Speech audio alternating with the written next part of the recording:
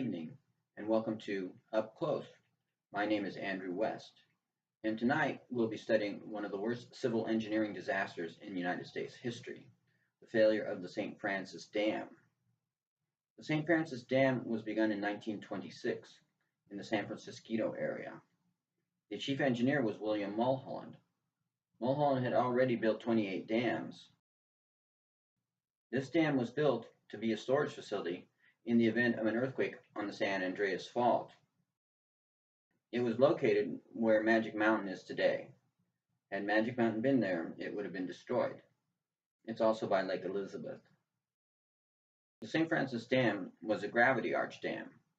This means that the dead weight of the structure is sufficient to hold back the water. The arch design adds extra strength. At the time, the St. Francis Dam was the tallest dam in the world, at 200 feet. It was built of concrete. Beneath the dam was a generator station. When the dam failed, this was completely destroyed. These were 60-foot tall concrete buildings with only the generators remaining. The initial wall of water was 180 feet high.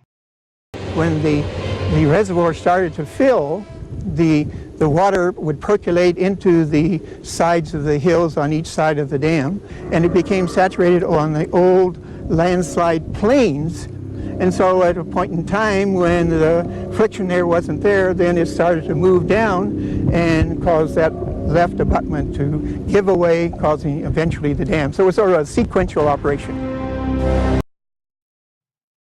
The towns of Fillmore and Santa Paula were completely destroyed. Till recently, at new housing sites, skeletons were still found when doing excavation. This showed the ferocity of the wave. Most of the victims were found with their clothing completely ripped off, some of them torn apart. The massive project was built ahead of schedule and under budget by architect William Mulholland. Without the aqueduct, there would be no Los Angeles as we know it today. But there was a human price to pay for all that speed and economy. Part of the aqueduct project was a dam and reservoir system, including an artificial lake created by a gravity dam in San Francisco Canyon, 45 miles northwest of the city. Mulholland felt the dam had been dynamited, and there was some evidence of this.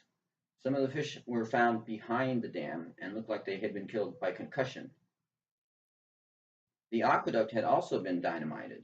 There was a lot of tension and hostility between Northern and Southern California due to the water rights, especially in the Owens Valley area. Where was the initial failure? Like, was it the west side or further to east? It was on the eastern side, and he'll tell you about that. There's been a lot of controversy over that over the years, but the consensus is that it started on the eastern abutment, which is across from us here. As stated earlier, the St. Francis Dam failure was one of the worst civil engineering failures in United States history. All right, so we've climbed up a hill to an overlook. If you look across the canyon here, you see the remains of what's called an ancient Paleolithic landslide. It's made up of Polonischist rock. And when William Mulholland built this dam, which started in 1924, he was first going to build the dam in Big Tujunga Canyon. But the landowners there got wind of the dam being built, and they jacked up their land prices to sell to him, so he decided to build it here. One of the big mistakes with building this dam was they decided in order to get more water capacity in this reservoir, they raised the dam first by 10 feet and then by another 10 feet without widening the base of the dam, which was a big mistake because that destabilized how the water pressure was pushing against the dam. And this wing dike is here because of that extra 20 feet that they raised in order to have that extra water capacity. The aqueduct system is one of the greatest engineering achievements in history. It goes over 200 miles and delivers water to Southern California. Los Angeles would not have been able to be built if it had not been for the aqueduct system. There simply was not enough water. There have been other failures in California, but none have equaled St. Francis, at least in the death toll. There was a dam failure in Otay. There was one in Sweetwater, one in 1935 in Santa Barbara. The Van Norman Dam collapsed in the San Fernando Valley after the 1971 Sylmar earthquake. An odd coincidence of this dam failure was that Harvey Van Norman had been deputy engineer on the St. Francis. Although Harvey Van Norman did not have anything to do with the construction of the Van Norman Dam, his name was simply associated with it. Harvey Van Norman was a fine and honest engineer. Western Wing Dike was in perfect condition when the dam failed. You could still walk along it and come right to the edge. And to try to get rid of interest in the dam at the time, they just jackhammered it all out. So when you're driving by, you almost can't tell. No, you can't tell. It just looks like rocks up here. There's still remnants of the pipes that used to be the walkway, or the barrier on the walkway. And you can identify what was the top by the flat pieces. Like you can see that flat piece over there, and that's flat right there. Right. And that was where people walked. California has had almost every creek dammed. In the San Fernando Valley alone, there are at least 10 dams, some of them quite high. The Pacoima Dam, the Tujunga Dam. If these failed, would the results be similar? So we are here at the foundation of what used to be the St. Francis Dam, and I hear there was something called a tombstone. What is that? Or what was it, I guess I should ask.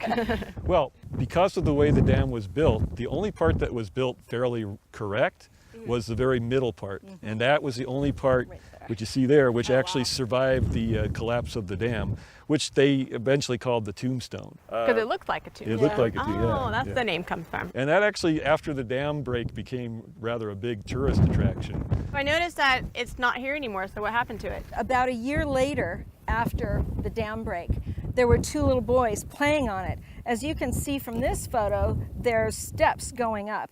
And so, Are those these steps behind us? yes, these steps right there. Perfect. And so one of the little kids was up at the top of the tombstone up here, and the other kid on his way up saw a snake. He picked the snake up and he threatened the kid and waved it in the air, and then he threw it at the kid.